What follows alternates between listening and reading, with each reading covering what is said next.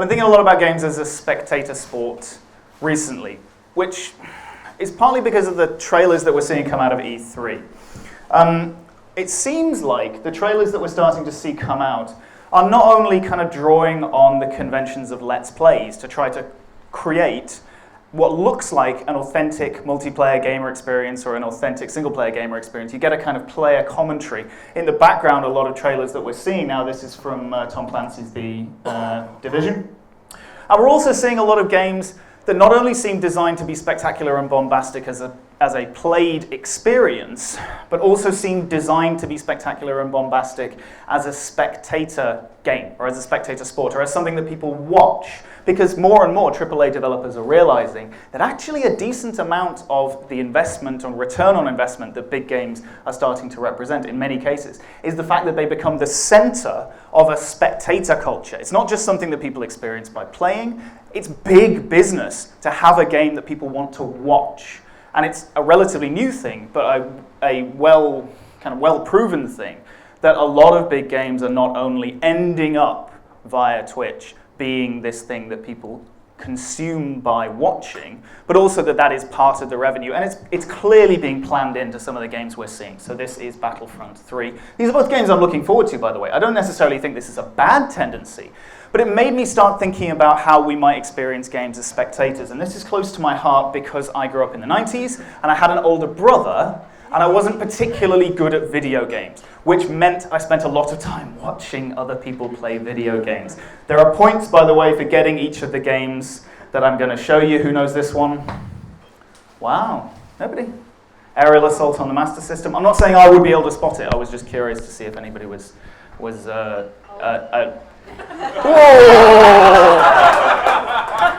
I prefer to think that now my brother is old and I'm eternally in his shadow. Well, that doesn't sound any better, does it? All right, well, from this lofty perspective of my advanced years, let me tell you, young folks, spectating on games is not a new thing. It's just that it used to be a cartridge that you bought and then I'd have to watch my brother beat a game that I knew that I would never beat. Like Alex Kidd on the Master System. We're a Sega household, so there's going to be a theme emerging here. Similarly, Desert Strike. Oh man, the heady days of watching 8-bit pictures of Saddam Hussein gently animate while you shoot their bunker. Yeah, it was not. I mean, golden era is a very, very misleading term. The first game that I really experienced first, primarily as a spectator, and then that made me want to play it even more, rather than thinking, oh, I'll never be that good, was Half-Life. I watched my brother play through it. It made me want to play it, not just because I thought I'd be better at him, or because I could sense that the point wasn't to beat it. It was the first game that I remember getting a sense that I got a lot out of it watching him play it, and that I would get something different out of it playing it myself. And not only that, but I knew that I would get something different out of it than my brother got out of it, which I suppose is partly why I'm a game writer, because I was able to enjoy it, sitting and watching this masterful storytelling in a game which had nothing that at the time was considered the conventional elements you needed to actually tell a story in a game, which is one of the reasons it's a masterpiece. Now, what I want to talk about today is protagonists, how we feel about them, and specifically whether we want to be them, how we relate to them. Because there's a long and storied, Mario cosplay is never a good idea. So this idea that we might want to be the characters that we play, there's a long and storied intellectual debate about it, although it's very much in the academic end of games. You don't tend to hear very much about it on the commercial end, because the commercial end is more interested in finding a formula that works to generate compelling protagonists. But the academic end of this debate typically focuses around the idea that different games and different kinds of players encourage a different experience of protagonists, that we experience our protagonists and relate to them differently. Generally, this is broken down into two different pillars. The idea that we might want to be, impersonate, or embody our characters, or the idea that we might imagine ourselves outside the characters, empathizing with them, wanting to protect them, support them, help them. So, for example, if you're playing Tomb Raider, you might imagine that you are Lara Croft, or you might imagine yourself as a helper, protector, supporter. Now, inevitably there is some politics here, as there is in everything, because, after all, a few years ago when a Crystal Dynamics producer described for the Tomb Raider reboot how he thought that players were really going to enjoy protecting Lara, that was obviously an incredibly poor choice of words and reflect a lot of difficulties within the industry. Nobody is disputing that. The use of protect here, very specifically, what I want to say is, just bear in mind, it might just as easily be Nathan Drake that needs protecting. Now, Tomb Raider and Uncharted, these are good examples of this. Because they're third person, you're at a bit of a remove, you're at a bit of a distance, you experience them at a camera distance, which might be argued to encourage you to view it not as that is myself in action, and instead I'm observing it, I'm helping, I'm supporting them. But it's also almost like you're spectating on these games, especially because their characters are characterized and fully fleshed out. It's almost like you're spectating. And the reason I wanted to start by talking about spectating is because of this. As well as the idea that we might want to be the protagonist, or that we might imagine ourselves protecting them, I think there's a continuity here. I think that spectating on a game that someone else is playing is part of the same thing. It's part of relating to a protagonist, just like it's part of relating to a game. You can say that along this continuity of, I want to be this person, I want to protect this person, or I'm watching them, I'm part of the experience, but I'm not controlling it.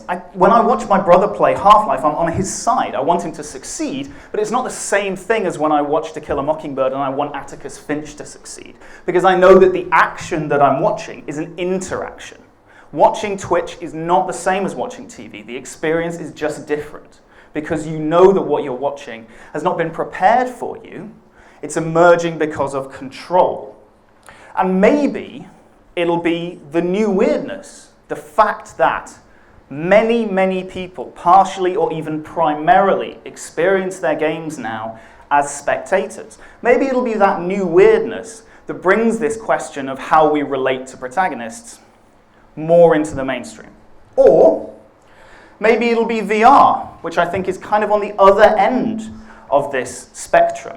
Because there's this narrative in VR that it's revolutionary, and it's in everybody's interest who's involved in VR, like me. I'm currently a VR writer, not exclusively, but I've done a lot of work in the area. It's in everybody's interest to convey the idea that VR is something incredibly new and allows you to relate in a really revolutionary way to the world you're seeing and to the characters in it. And so there's this idea that in this continuity, there's something new about the way you be somebody, or the way you are immersed, or the way that you're embodying a character when you play a VR game. This is supposed to be something new, and in many respects it definitely is. So it raises questions. VR developers are really worried about things like, is this supposed to be me? What happens when I go into my VR experience and I look down at the body I'm embodying, and I see that it can't be me, not just because the shoes are different, but because of physical features? In VR development circles, I've heard this referred to as the boob problem. Because what happens when you look down and you don't see what you're expecting to see? Is this a dislocating experience? Or is it an imaginative experience? There's lots of different answers, and there is great VR work being done experimenting in this area. But it's also an area that lots and lots of developers worry about, especially AAA developers who thought they had all of this figured out. Because as VR companies try and chase down and eliminate all the barriers between you and their simulation, because they're chasing immersion, they're chasing realism, they want to eliminate every element that stops you from feeling like you're there, lots of people are now asking, okay, so does that mean I need to remove all the characteristics of my character? Anything that makes them definably not me as the player? Do I have to have non-characters so that there's no barrier between the players imagining themselves in my simulation? Now, no. Not too many people believe that idea wholeheartedly, and I happen to believe that actually it's way easier to roleplay and feel immersed when you're asked to immerse yourself in a character who's nicely fleshed out. Because people who act like robots, it's actually harder to pretend to be them. You're not eliminating elements to allow me to easily pretend to be someone. You're actually creating somebody that I don't want to be if they just meander around like a robot and have no qualities. That's because players are just much better role players than we think they are. And they're definitely much better role players than most of the AAA industry gives them credit for. But it's a commonplace among VR developers that there's a balance you have to strike here, that actually the best bet is to remove standout elements, anything that's very, very definable about the character, to remove these barriers between me and the fantasy. And that ends up having a series of protagonists who are quite insubstantial, because that way, as a player, I don't have to work very hard to pretend to be them. And it's not surprising, because this is a continuity with actually what the games industry has been doing for a long time. The desire to find a formula to easily create compelling characters, combined with assumptions about gamer demographics, results in protagonists who are sketch outlines. They have some key, theoretically non-disruptive features that aren't going to break me out of my simulation because I'm not the person I expect to be. They have enough characteristics to put the character on the box to sell the game, but not enough to be actual characters with distracting personalities. This is in fact me in a facial capture rig. This is what it looks like. This is my skull, apparently. Look at that face. No, you don't get it. The thing is, the reason his wife was murdered by orcs, and that doesn't just help us understand the character, it's also part of why he's so cool, right? Just make sure he looks sad on the box. But, like cool sad. That's the guy who players want to be, or protect, or whatever. Now, there's nothing wrong inherently with each step here, but taken together and done consistently, it's a real problem. And, again, when you combine it with common assumptions about gamer demographics, the problem is way worse, because this idea that there are some features that are non-disruptive to my fantasy of being the character is not only a red herring, but a real problem. Non-disruptive features here is code for the widespread assumption that white male characters are a safer bet. Now, one, acting like white and male is the default is actively unhelpful and clearly incorrect, and more to the point, we're seeing more and more that players are fine with playing people who are different to them, and many of them want to. And if certain members of a currently overserved demographic feel left behind, well, it's their turn. The point is that I reckon you can still have compelling VR experiences while seeing through the eyes of people who are very different to you.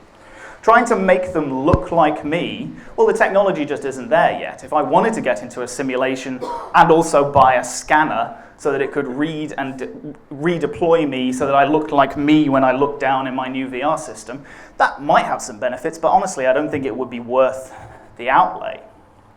And the idea of making these protagonists correspond to a familiar fantasy is kind of boring, because you end up with these action figure characters. So you might as well give these protagonists some character. So for me, when I started working in VR, I went in with the assumption that you could see through someone else's eyes and still be interested in finding out about them. Still be interested in them as a person, because actually, in this continuity of how we experience our protagonists, the really interesting stuff happens when there's slippage, when there's play and uncertainty between these different statuses. That's what's happening in Portal, when after you've been playing Shell for a decent amount of time, you find out who you are. You have no inkling of who you might be prior to this point. And you only figure out that you can use the portals. You may not even figure it out.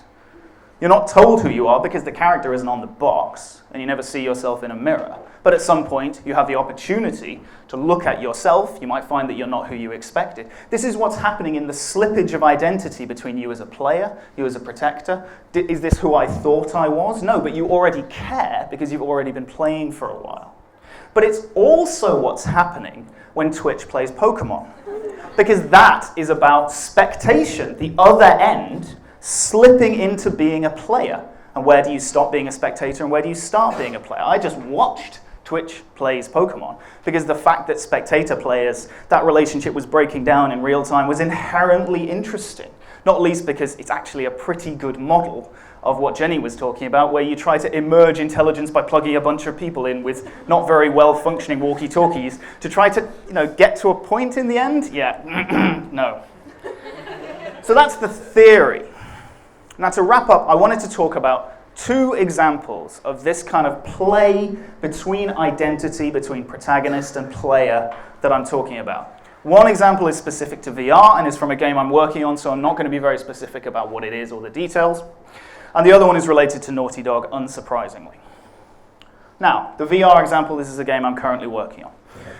You see through the eyes of a protagonist who's quite well fleshed out. She talks quite a lot, possibly to the point that players will find annoying, because we're in the first generation of VR. We're still working these things out, and it's quite possible that I've got the balance wrong. She's strongly characterized. She talks. And you experience that voice as coming from somewhere, but you're seeing through the eyes of the person who's speaking. Now, there's a point in the game where you are essentially ordered to do the unthinkable. If anybody's familiar with the Milgram Test, then that's what it recreates. The Milgram Test was a test done in the 50s, I think, where a bunch of volunteers were told that they were going to be part of a scientific study. They were taken into a room. They were ordered to press a button which would deliver an electric shock to a participant in the next room. They were ordered by an authority figure in a lab coat. The idea was to show that people are shockingly willing to do otherwise unthinkable things when ordered to do so by an authority figure, and a disturbing proportion of people performing this experiment actually continued pressing the button, listening to the feedback of somebody screaming, or somebody pretending to scream, because of course they weren't actually torturing anybody. They would continue pressing the button when told to, even past the point when it was clear that the person they had been electrocuting was either unconscious or even had died. And a disturbing number of people were just prepared to do that because they were told to. Now the game recreates a scenario rather like this. You're being asked to perform the unthinkable. But when the moment came to actually act on this and have the player choose to do this, because of course the point is that the game tells you that you have to, and of course it turns out that if you don't want to, there is a way out.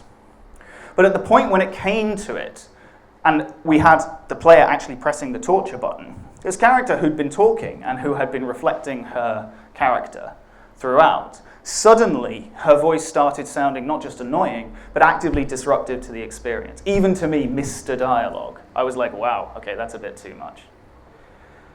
And it's partly a problem of what the hell do you say? What do you imagine a character could be saying when they're pressing the torture button? But it's also a problem because I found that actually for once, I wanted to remove the character from in between the player and the experience of the game. So I was happy to create a role-playing game where you see through the eyes of a strongly characterized character. But in this instance, I found that I didn't want players to be role-playing when they press the torture button. I wanted to take that away from them and try to confront them with the idea that actually they might be partially responsible for their choices in the game. I didn't want them to be able to imagine that they were just playing around when they pressed the torture button. Now, again, it's not a definite thing. It's just trying to create a gray area which might force players to ask interesting questions. And this isn't just about first-person perspectives. Now, Naughty Dog, in many ways, are the masters of creating certain kinds of protagonists. Like him or dislike him, Nathan Drake is a better protagonist from a story perspective than most of the other brown hairs, because although he's been carefully engineered to answer a specific type of fantasy and a particular set of desirable role-playing characteristics, he's cool. He's also flawed, he has flawed motivations. We're always just but never quite on the cusp of fully understanding him. He's a well-drawn character. It helps that he's funny, and it helps that Naughty Dog's storytelling is really good. They set out to make pulp, and they made something as good as Indiana Jones, which is amazing when you think about it. Do you help him? Do you want to be him? It doesn't really matter that much. The game allows you to have a great experience either way. But it's interesting to me that, this isn't a great screenshot, but it's when you die. When you die as Nathan Drake, that's the moment that the game collapses these things back in. Am I Nathan Drake? Am I protecting him? Even if you're observing him, it tries to create a really emotionally wrenching situation, because for those of you who haven't played Uncharted games, when you die, usually what happens is Drake screams and falls off a cliff, or he gets shot or whatever, and then there's usually an ally who shouts, "No, Nate!" or whatever it is. It tries to briefly create a picture of a world in which you failed, a world that doesn't have Drake in anymore, and it tries to emotionally wrench you and make you grieve for the character who just a moment ago you were protecting, and to give you a sense that the people who are around you are sad and they will be worse off because you're dead. Not just to enhance the failure, so it's not just you, and it's not just that you failed to win, it's also that you made some people sad. It gives us information about the consequences of our failure, but it's also a bit mawkish. But you can see them develop this idea when you get to The Last of Us. When you die in The Last of Us, you usually hear, and it's almost always implicit, that because you're now gone, Ellie is going to die. Ellie is the ally character. The game expends a lot of effort in sublimating your desire to protect the character you're playing, sublimating that desire into a desire to protect Ellie. Not just because it's written into the character, but because the mechanics support it. And you can see it right down to the character animations. If you and Ellie, who's much smaller than you, if you and the ally character are in the same piece of cover, in a game in the past, you'd have shunted her out of the cover and she'd have had to find another bit of cover. Instead, you occupy the same space, and Joel puts an arm over the top of Ellie in a really protective way. Every element of the game really contributes to this idea that you're protective. And it flips it over, because Joel gets injured, and Ellie feels protective towards her and him in the third act. It's as though the game repeatedly forces us to go through the experience of being willing to die for the other person. Now, I need to spoil the end of Last of Us to make this final point. So, if anyone has not played it and wants to, I'm not going to give very much away, but if you want to play it and you want to have a pure experience, simply shut your eyes and enjoy the soothing experience of all of us humming the Tetris theme together. Ready? Just shut your eyes. 3, 2, 1.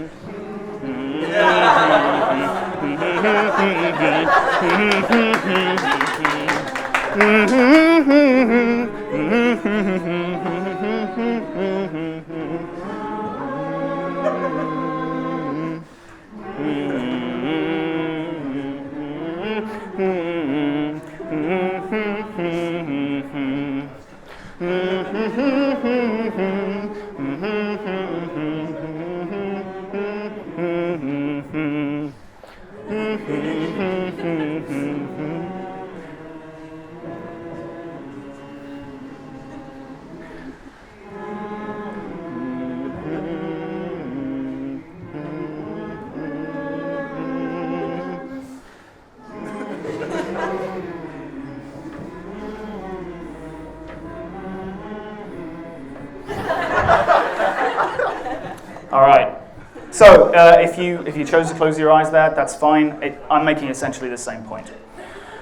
In both these examples, games allow us to play around with the idea of asking players and telling players to do the unthinkable, and then asking questions about whether they're responsible or whether they're just playing around. And that's why I think it's a good example, and it really points up the fact that we still don't have a full understanding of our relationship with the protagonist. Now, of course, the real answer is that all of the academic studies that have been done suggest that different players just relate to games in different ways, which is why games have to find a way to navigate through that, and why some games work better for some people than others. One of the key academic texts in this field, semi-academic, it's a blog, it's an academic text, is about why some people actually liked Beyond Two Souls, which is fine. Because the problem is that it's only when people try to find a formula and then repeat that formula endlessly that we end up getting games that we feel we're supposed to like, and yet we haven't engaged with the characters, not least if the characters aren't well drawn in the first place. That's why I wanted to talk about this kind of ambiguity, because it reminds me that games have so much ambiguity and play within them. As a medium, games actively undermine formulaic protagonists because they're us, and they aren't. Our protagonists are both us and not. Games are so interesting because despite the best efforts of some sections of $1 billion industry, the fact that they're interactive means that they always resist becoming something monolithic. It's like play is a liquid. You can keep putting play in the same shape bottles.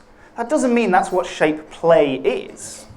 You can give me a formulaic game, but you can't tell me what to do with it. We can all play our games on Iron Man if we choose.